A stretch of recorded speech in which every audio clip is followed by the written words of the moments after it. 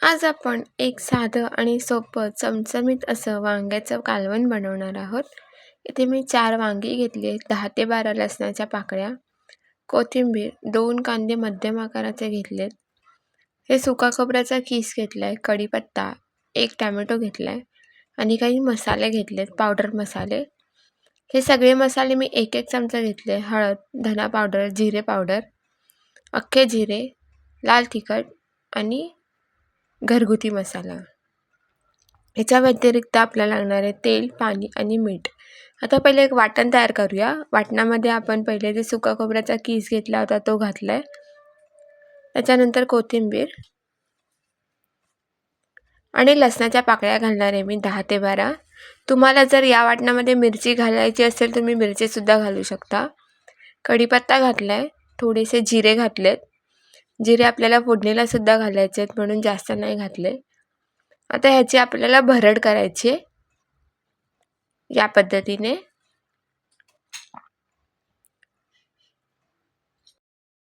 आता वांग्याचं देठ मी काढून घेतलं आहे. थोडंसं ठेवायचं आपल्याला आणि जे काटे असतात ते सुद्धा काढून घेणार आहे, नाहीतर मग काटा खाताना टोचतो.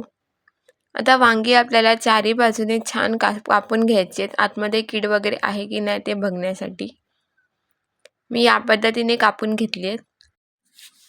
वांगी कापून झाल्यानंतर ती आपण साध्या पाण्यामध्ये ठेवणार आहोत, म्हणजे वांगी काळी नाही पडणार. आधी कीड वगैरे आहे का हे सगळं बघून घ्यायचं.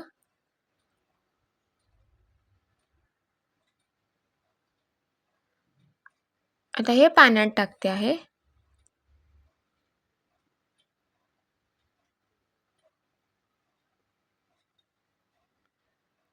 या पद्धतीने मी बाकीची सगळी वांगी कापून घेते.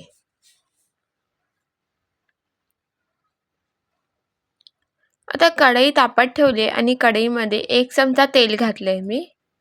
वांगी आपल्याला आधी फ्राय करून घ्यायची, पूर्ण फ्राय नाही, फक्त थोडेसे डाग पडेपर्यंत ती परतून घ्यायची आहेत. खूप मस्त लागतं हे कालवण. एकदा या पद्धतीने तुम्ही नक्की करून बघा. आणि तुम्हाला जर अशा मस्त मस्त रेसिपी हव्या असतील तर प्लीज श्री किचनला सबस्क्राईब करा आणि बाजूची बेल आयकॉन दाबा, म्हणजे मी जेव्हा जेव्हा व्हिडिओ टाकीन तेव्हा तुम्हाला नोटिफिकेशन येईल. चारही वांगी मी कढईत घालून घेतल्यानंतर आता 2 ते 3 मिनिटं ही परतून घेणार आहे.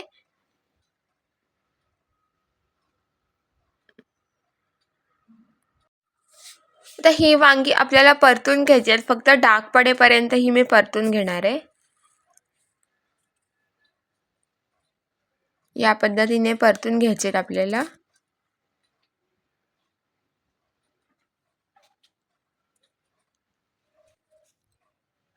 यामध्येच मी थोडंसं अगदी किंचित मीठ घालते.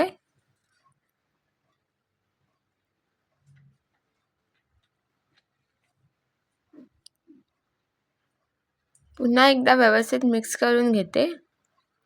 तुम्ही बघू शकता वांग्यावर डाग पडायला सुरुवात झालेली आहे. छान डाग पडलेत वांग्याला. आता ही वांगी मी एका प्लेटमध्ये काढणार आहे.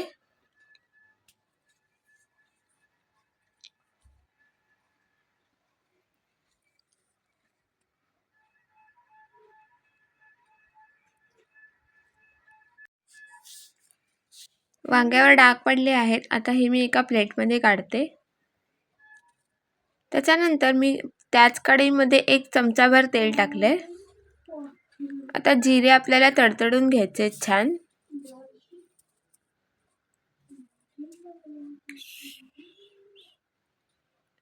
जिरे तडतडल्यानंतर कढीपत्ता घातलाय, कांदा घातलाय. कांदा आपल्याला परतून घ्यायचा आहे 2 मिनिटं.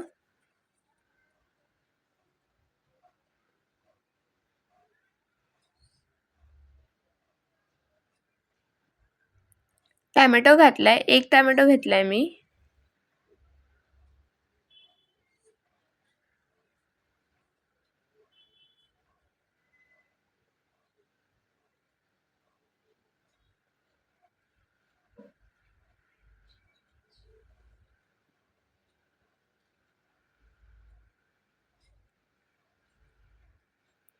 टोमॅटो सुद्धा आपला छान असा परतून झालाय. थोडासा मी कच्चाच ठेवलाय.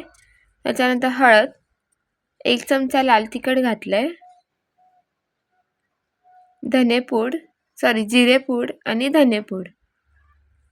धनेपूड मी थोडीशी ठेवणार आहे बाकी, कारण की वरतून धनेपूड घातल्यानंतर चव खूप छान लागते. हा घरगुती मसाला घातलाय. सगळं व्यवस्थित मिक्स करून घेतलंय आता.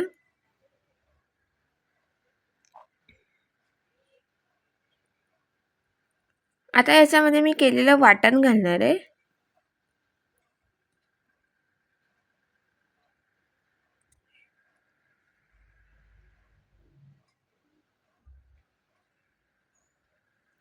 वाटण छान असं मिक्स करून घ्यायचं आपल्याला मसाल्यामध्ये.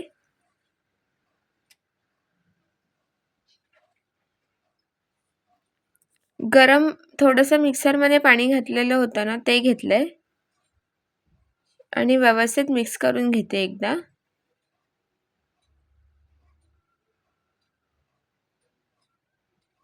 तर हा मसाला आपल्याला तेल सुटेपर्यंत परतून घ्यायचा आहे, म्हणून झाकण ठेवलंय. एक 2 ते 3 मिनिटांनी छान असं तेल सुटलं याला. आता आपण जी भाजून घेतलेली वांगी आहेत ती घातली आहे मी याच्यामध्ये.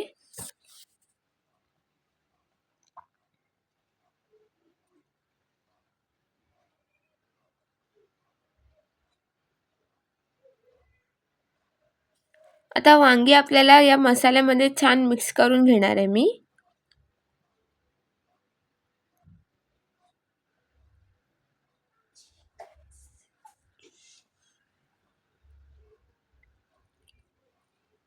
वांगी मिक्स करून झालेली आहेत. याच्यामध्ये मी गरम पाणी घातलंय.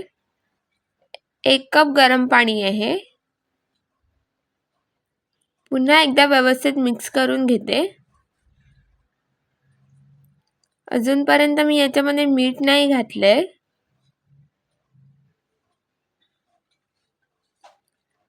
चवीपुरतं मीठ घालणार आहे.